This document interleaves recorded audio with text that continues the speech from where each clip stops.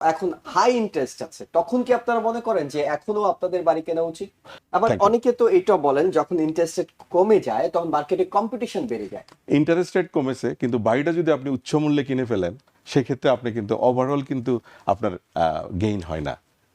অনেকেই interest rate কমার জন্য অপেক্ষা করেন এবং মনে করেন আপনাদের কাছে বারবার প্রশ্ন করা হয় যে ইন্টারেস্ট রেটটা এখন কত কিংবা ইন্টারেস্ট রেট কবে কমবে। তার মানে এটার সাথে বাড়ি কেনার সম্পর্কটা আসলে ঠিক কোথায়, কিংবা কম ইন্টারেস্ট রেট হলে কি আপনি বেশি লাভ হওয়ার সুযোগ আছে?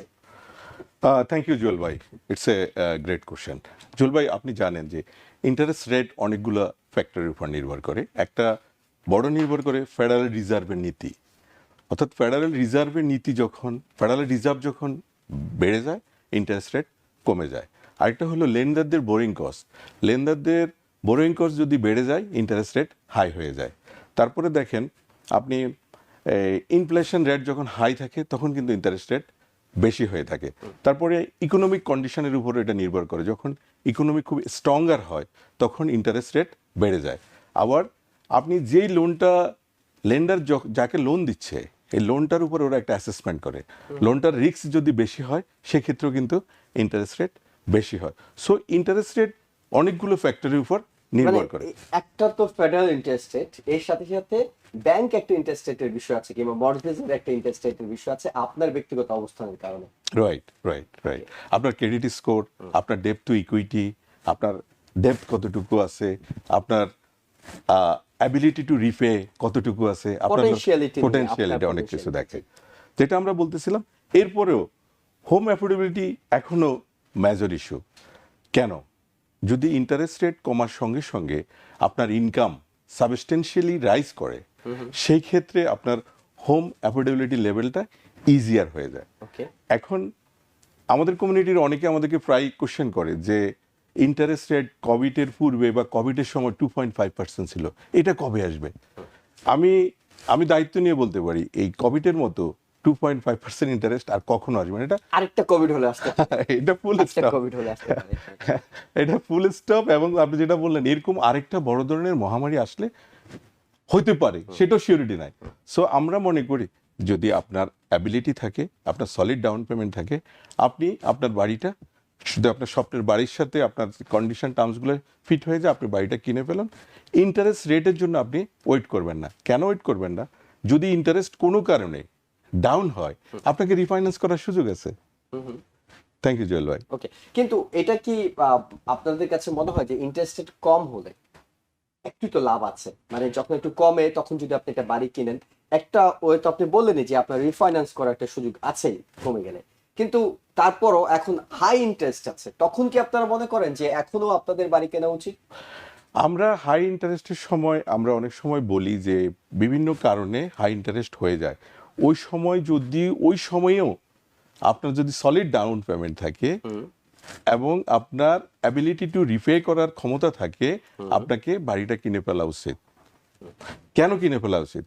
দেখেন, হোম ইনভেস্টমেন্টটা হলো একটা লং টার্ম স্মার্ট ইনভেস্টমেন্ট, এবং হোম ইনভেস্টমেন্টটা হলো লং টার্ম ওয়েলথ জেনারেশন করে।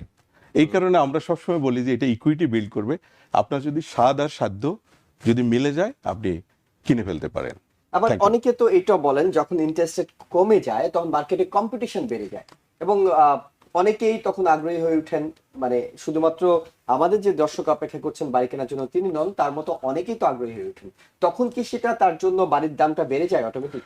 এইটা যখন ইন্টারেস্ট রেট কমবে তখন ইনভেস্টররা মার্কেটে চলে আসে। যখন ডিমান্ড একটু বেড়ে যায় জুয়েল ভাই, তখন কিন্তু ডিমান্ড অ্যান্ড সাপ্লাই থিওরি অনুযায়ী ডিমান্ড বেশি থাকলে তখন কিন্তু বাড়ির দাম একটু বেশি বেড়ে যায়। সেক্ষেত্রে আপনাকে যদি আপনি ইন্টারেস্ট রেট কমেছে কিন্তু বাড়িটা যদি আপনি উচ্চ মূল্যে কিনে ফেলেন, সেক্ষেত্রে আপনি কিন্তু ওভারঅল কিন্তু আপনার গেইন হয় না। টোটাল ইকুয়েশনে কিন্তু আপনি পিছনেই পড়ে যান।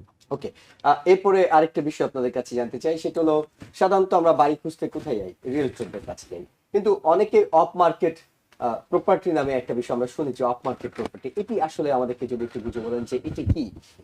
থ্যাংক ইউ জুয়েল ভাই, এটা একটা দারুণ কোশ্চেন। দেখেন, প্রত্যেকটা জিনিস বেচা কেনার জন্য একটা হাট অথবা বাজার থাকে।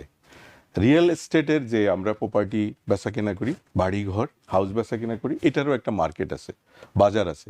এই বাজারটার নাম MLS, মাল্টিপল লিস্টিং সার্ভিস। যে প্রপার্টিগুলো এই মার্কেটে লিস্টিং হয় তখন আমরা বলি এটা মার্কেটের প্রপার্টিটা নতুন এসেছে বা মার্কেটে গেট ইন করেছে। এখন এটার বাইরেও কিছু কিছু সেলার ইন্টেন্ড করে যে আমি বাড়িটা বিক্রি করে ফেলবো, বাট এরা এই মার্কেটে লিস্টিং করে না। অর্থাৎ MLS এর লিস্টিং ছাড়া যে প্রপার্টিগুলো কোনো সেলার ইন্টেন্ডেন্ট যে আমি এটা বিক্রি করব, সেই প্রপার্টিগুলোকে আমরা বলি অফ মার্কেট প্রপার্টি। এখন দেখেন অফ মার্কেট প্রপার্টিগুলো আবার কিন্তু আপনি সোশ্যাল মিডিয়াতে আমরা খুব বেশি পাই না। এটা কারণ হলো কি, আমরা যখন মাল্টিপল লিস্টিংয়ে একটা প্রপার্টি লিস্টিং করি তখন এখানে একটা ক্লজ থাকে যে তুমি কি অনলাইনে এটা পাবলিশড অ্যাডভার্টাইজমেন্ট চাও কিনা। আমরা যদি ইয়েস করে দিই তখনই সঙ্গে সঙ্গে দেখবেন যে সোশ্যাল মিডিয়ার যেসব প্রপার্টির যে ওয়েবসাইটগুলো আছে, আপনি realtor.com, tulia.com, জিলো, রেডফিন, home.com, এগুলো সবগুলোতে চলে আসে, আপনি ইজিলি দেখতে পারেন। এখন অফ মার্কেটের সুবিধাটা কি? অফ মার্কেটের সুবিধা হলো এখানে লেস কম্পিটিশন, বেটার ডিএল। তো আমি অনেক ফার্স্ট টাইম হোম বায়ারকে কিন্তু এই অফ মার্কেট থেকে বাড়ি কিনে দিয়েছি এবং এটা বেটার ডিএল পেয়েছে, বিকজ ওখানে কম্পিটিশনটা কম হয়, বিডিং ওয়ারটা কম হয়। সো এই জন্য আমরা সবসময় বলি যে বাড়ি কেনার সময় কোনো না কোনোভাবে আপনারা কোনো না কোনো রিয়েলটারের সাথে যুক্ত থাকলে কোনো না কোনো ওইতে আপনি কারণ তিনি বিভিন্ন benefit অফ মার্কেটের খোঁজ খবরগুলো রাখেন। রাইট। কিন্তু অনেকেই তো মানে এত বড় একটা বিনিয়োগ, মানে তিনি একটা ব্র্যান্ডেড কোনো কিছুতে যেতে চান, তিনি আপনাদের এক্সিট রিয়েলটি, কন্টিনেন্টাল কিংবা আরো যারা আছেন তাদের কাছে যেতে চান, সেসব জায়গায় গিয়ে অফ মার্কেট থেকে কিনলে কোনোভাবে কি আপনি সমস্যায় পড়তে পারেন, আপনার এই ইনভেস্টর ঝুঁকিতে পড়তে পারে, এমন কোনো রিস্ক কি আছে? নো, কেন দেখেন, এই আপনি যেটা বললেন, আমাদের ক্লায়েন্ট থেকেও আমরা আমাদের সবচেয়ে গুরুত্ব দিই যে আমাদের গুডউইল, এবং প্রত্যেকটা রিয়েল এস্টেট ট্রানজেকশনে 4টা রিয়েল এস্টেট অ্যাটর্নি থাকে। দেখবেন একজন বায়ারের অ্যাটর্নি থাকে, একজন সেলারের অ্যাটর্নি থাকে। বায়ারের অ্যাটর্নি কিন্তু বায়ারের পুঙ্খানুপুঙ্খ স্বার্থ দেখেন, টাইটেল থেকে শুরু করে একদম সব কিছু। এরপরে ব্যাংক কোম্পানির একটা অ্যাটর্নি থাকে, তারপর টাইটেল ইন্স্যুরেন্স কোম্পানির একটা অ্যাটর্নি থাকে। তো 4টা অ্যাটর্নি মিলে অফ মার্কেট হোক অন মার্কেট হোক ক্লোজ করার সময় কিন্তু 4জন অ্যাটর্নি থাকে, এবং ওনারা ওনাদের সর্বোচ্চ মেধা ইউজ করে এই ট্রানজ্যাকশনটা ক্লোজ করেন। এতে বিন্দু পরিমাণ অফ মার্কেট এবং অন মার্কেট ক্লোজিং এর ক্ষেত্রে কোনো ধরনের ডিফারেন্স নাই। ক্লোজিংটা দুইটাই সেম, মার্কেটটা ডিফারেন্ট হলেও ক্লোজিংটা সেম ওয়েতে ক্লোজ করা হয়। আপনি বাড়ির মালিক হবেন একইভাবে। একইভাবে।